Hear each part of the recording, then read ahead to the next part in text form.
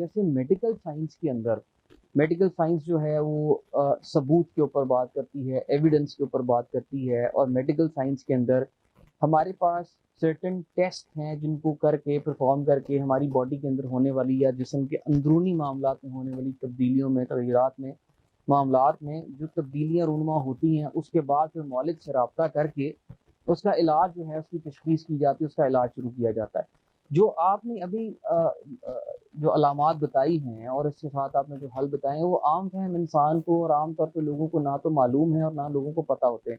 तो कोई हमारे नाज़रीन को ऐसा कोई टेस्ट बताइए, क्या ऐसा कोई दीन के अंदर कोई ऐसी इस्तिलाह मौजूद है जिसको हम टेस्ट का नाम दे सकें और वो एक बहुत ही आसान अल्फाज के अंदर कोई ऐसा अमल हो, ऐसा वजीफा हो जो कि बच्चे से लेकर बूढ़े तक हर बंदा, हर शख्स जो है वो अपनी ज़िंदगी, रोज़मर्रा की ज़िंदगी में उसको वो कर सके और उसको मालूम हो सके कि अब उसको जो है वो दीनी नॉलेज की ज़रूरत है या नहीं है। देखें, ये भी चीज़ें अगर इस तरह की चीज़ें बंदा मुतासर होना शुरू हो जाए तो उसका दो तीन तरीके हैं। एक तो ये है कि आप अपनी किताब दोस्त बनाएं, कोई इस तरह की किताब पढ़े जिससे आपको पता चले कि ये मेरे मसाइल क्या है।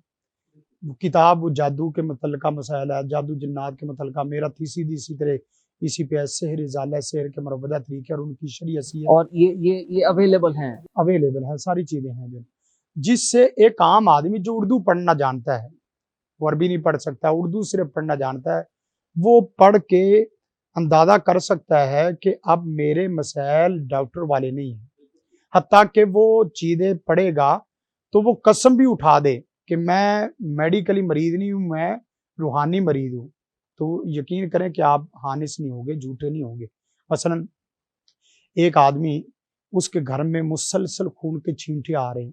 अब उसका तल्लुक तो मेडिकली बीमारियों से इस तरह नहीं है। घर में सिरी का आना, सिरी निकल रही है, गोश्त के टुकड़े पीस आ रहे हैं, अंडे है और अंडों में अंडे चले आम तो आए, तो अंडों के अंदर सुइयां निकल आए, अंडों के अंदर सुइयां हैं, वो चीजें। या इसी तरह अब बैठे बैठे अभी आप मेरे सामने आए और सभी के सामने आपके कपड़े कट जाए। ये चीजें ऐसी हैं जो आदमी कहे भाई मेडिकली एतबार से इसका क्या लिंक है, कोई क्या तल्लक है। इसी तरह जो ना वो कपड़े कटने के साथ साथ बसा औकात ये है कि जो सबसे खतरनाक जादू होता है हंडिया का होता है कि हंडिया वो जादूगर घुमा के इंसान के घर में गिरा देता है। तो ये भी जादू जादू और ये हलाकत वाला जादू होता है। और बसा औकात ये है कि बड़ा समझदार बंदा है और पढ़ा लिखा है, उसको बैठे बैठे किसी की आवाज आनी शुरू हो जाती है, किसी के आगे से गुजरने की जो ना वो कैफियत महसूस होनी शुरू हो जाती है। आदमी देखता है कि भैया इस कमरे में कोई और तो था नहीं। ये ऐसी बातें नहीं कि जो पेश नहीं आ रही। ये सभी चीज़ें जो मैं बता रहा हूँ ये किताबी नहीं है, ये तजर्बाती और मुशाहदाती हैं, जो हमारे सामने लोग करते हैं। मेरे सामने इसी तरह एक पेशेंट आया कि कर साहब मेरा सर दर्द का और पेट का मसला है। मैंने कहा ठीक है हम चेक करते हैं। इस वक़्त मैंने पढ़ना शुरू किया तो आप यकीन करें कि उसका पेट, जिस वक़्त उसने पेट में हाथ रखा तो मुझे समझ आ गई कि इसको कुछ जादू खिलाया-पिलाया गया है। तो जिस वक़्त जादू खिलाया-पिलाया गया वो मुझे समझ आई तो मैंने वही आयात, क्योंकि हम हाफ़िज़ भी हैं और तर्जुमा भी और सब तफ़सीर जानते हैं, तो फ़ौरन वो आयात पढ़ी, इन्ना शजरत ज़क़ूम, सूरत दुखान की आयात है, आखिरी रुकू है। तो उसके पेट में इसी तरह हरकत और शिद्दत महसूस होनी शुरू हो गई, हत्ता कि वो चीखना शुरू हो गई और चीखते-चीखते उनकी ज़बान और मुँह से जो ख़वातीन पिन्ने लगाती हैं सर को, बालों को, वो मुँह से निकलनी शुरू हो गई। अब सभी लोग देख रहे हैं कि ये तल्लक मेडिकली मर्द का नहीं है, हत्ता कि उसके मुंह से मोती निकल रहे हैं। और हम इसकी चीज़ की वीडियो इसलिए नहीं बनाते क्योंकि हर आदमी की प्राइवेसी होती है, लोगों के सामने उसको लाना ये एक और शर्म वाली बात है कि उसको लोगों के सामने इस तरह वो पेश किया जाए। हम इसी तरह के और 20 केसेस हैं। मैं आपसे इसी मुतल्लिक एक और इसी से रिलेटेड सवाल मैं पूछना चाहूँगा कि 3 चीज़ों के अंदर फ़र्क इंसान किस तरीके से, आम आदमी किस तरीके से कर सकता है? तोहम परस्ती, वहम परस्ती और हक़ परस्ती। इन तीनों चीज़ों के अंदर इंसान अपने आप को तराजू में तोल कर किस तरीके से इस बात का अंदाज़ा लगा सकता है कि अब वाक़यातन मुझे किसी मौलिज की और रूहानी मौलिज की, आजकल तो आपको पता है कि जाली मौलिजीन बहुत ज़्यादा जो है वो सरगर्म हैं। तो हकीकी तौर पे जो है असल जो मौलिज है उनका जो रास्ता है वो किस तरीके से जो है वो अ, आसान हो सकता है? नाज़रीन, जैसा कि मैंने पहले भी बताया कि आप इसके मुतल्लिक़ एक आधी किताब तो ज़रूर पढ़ें।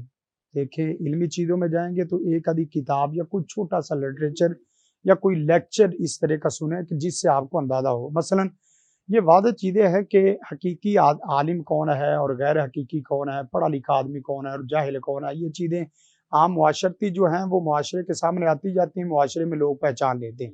लेकिन ये हकीकी मुआलिज और गैर हकीकी आप कहें असली या जेली मुआलिज वो कैसे जज कर पाएंगे? तो उसका एक तो सादा तरीका ये है कि आप देखें कि रूहानियत का तल्लक अल्लाह उसके रसूल से ताल्लुक के रिश्ते नाते की बुनियाद पे है। अगर जिससे आप इलाज करवा रहे हैं वो खुद कुरान और सुन्नत और नमाज रोजे और दीन अखलाक इन चीज़ों का पाबंद नहीं है, उसकी आंखों में हया नहीं है, उसके अंदर ईमान नहीं है, उसके ज़ाहिर बातिन में आपको कोई चीज़ ईमान इस्लाम की झलक नजर नहीं आती, तो ये पक्की बात है कि वो आदमी जाली आमल है। और फिर इसी तरह गैर अखलाकी हरकत मसलन में से खवातीन को, गैर महरम औरतों को, चाहे वो छोटी हो बड़ी हो, आप उस्ताद की जगह पे हैं, बड़े की जगह पे हैं, आप गैर महरम को फिर भी आप प्यार नहीं दे सकते, उसको छू नहीं सकते, ममनू है, हराम है। नबी कायनात सल्लल्लाहु अलैहि वसल्लम की हदीस है जो सबको सुननी भी चाहिए और सबको आगे पहुंचानी भी चाहिए। वो क्या? आप सल्लल्लाहु अलैहि वसल्लम ने फरमाया कि जो आदमी किसी गैर महरम औरत को सिर्फ उंगली से टच करे, उसके लिए इससे ये चीज बेहतर है कि उसके सर पे लोहे का गुर्ज मार के सर फाड़ दिया जाए। ये इतना नुकसान नहीं है जितना कि आप किसी को हाथ लगाते हैं। तो गोया कि पहली अलामत आप जैली और असली अमल के दरमियान में पहचानने की वो क्या है कि जो गैर महरम औरतों के साथ सलाम या इस तरह करता है, जैसा कि आजकल मीडिया में कितने लोग ऐसे हैं जो बाकायदा सलाम भी लेते हैं और इसी तरह करते हैं। दूसरी अलामत यह है कि जो आदमी माँ का या वालदा का या इसी तरह किसी का नाम पूछे और मरीज का इस तरह जायजा ले, तो समझ लो कि इसके पास रूहानी नहीं साथ साथ शैतानी भी चीजें हैं। अच्छा, ये जो हम आम इस्तिलाह में जो सुनते हैं कि वो वालदा का नाम जो है वो पूछा जाता है और तारीख पैदाइश पूछी जाती है, वक्त पैदाइश पूछा जाता है, और दीनी एतबार से इन चीज़ों की जो वो जो मामलात हैं वो मुख्तलिफ बिल्कुल। हैं। अब देखें कि इल्मुल आदाद है, इल्मुल आदाद इल्मुल आदाद अब देखें 786 लिखना, ये बड़ी अहम बात है। 786 देखें, आप कहें कि या तो ये कुरान का कोई मुखफ़फ़ है या कुरान का मुखफ़फ़ नहीं है, 2 चीज़ें हैं। अगर तो आपका रूहानी तल्लक है तो देखें अल्लाह ताला ने 4 चीज़ों को चैलेंज किया है, 4 एतबार से चैलेंज किया है कि कुरान के मुकाबले में पूरा कुरान ले आओ। फिर कहा कि कुरान के मुकाबले में पूरा कुरान नहीं ला सकते तो 10 सूरतें ले आओ। फिर कहा 10 सूरतें नहीं ला सकते तो 1 सूरत ले आओ, 1 सूरत नहीं ला सकते तो 1 आयत ले आओ। हम ये कहते हैं कि भाई बिस्मिल्लाह जिस वक़्त लिखते हैं तो बिस्मिल्लाह लिखने से वो उसकी तौहीन है, नीचे गिरता है, कागज़ नीचे चला जाता है, तो उसका हमने मुखफ़्फ़फ़ इक्वल तलाश कर लिया कि 786। अब देखिए अगर तो 786 बिस्मिल्लाह के बिल्कुल बराबर और इक्वल है, तो फिर आप जुर्रत करें और कुरान जी के अंदर लिखें 786 बिस्मिल्लाह की जगह पे। आपने कभी किसी आलिम को, कारी को 786 ये करते हुए देखा हो?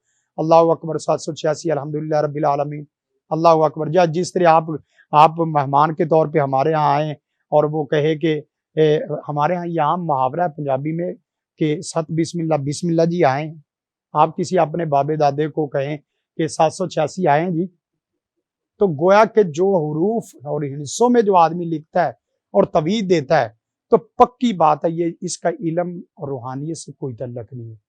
और इसके अलावा जो तवीद दिए जाते हैं उसको आग में जलाने का कहा जाए, वजन रखा जाए, मोमबत्ती के ये चीजें हैं। अब देखें मसलन ये चीजें, भाई जादू नकार रहे हो कि मेरे अंदर के जीन क्या क्या नकार रहे हो, तो ये चीजें गैर अखलाकी। हाँ, कुरान और सुन्नत से क्या है, असली अलामत क्या है कि जो आदमी कुरान और सुन्नत का पूरा पाबंद हो, नंबर 1। नंबर 2, जो आपको वो पढ़ने के लिए बता रहा है वो दर्जा कम से कम ए डिग्री या ए प्लस डिग्री के वज़ाइफ हों। उसका तल्लक ये नहीं है कि वो ऐसे वज़ाइफ जिसका आपको उसके मानी का नहीं पता, उसके तफासिर का नहीं पता, ऐसे अल्फाज बता देते हैं पढ़ने के लिए। आप ये देखें, ये कोई छोटी बात नहीं है। आपने कोई वजीफा किसी से पूछा और वो 1.25 लाख दफ़ा या सुबह दोपहर शाम 3 तस्बीहें करनी, या तो वो सही है या गैर सही है। अगर गैर सही है तो आप यकीन करें कि रोजाना 3 तस्बीह अल्लाह की नाफरमानी में बोल के पढ़ रहे हैं। आप अंदाजा करें। इसी तरह बाद लोग ऐसे हैं कि जो कब्रिस्तान में ये चीज़ें दफनाएं और कब्रिस्तान में खवातीन को कह देते हैं कि वहां जाके गुस्ल करें। ये कैसी चीज़ है?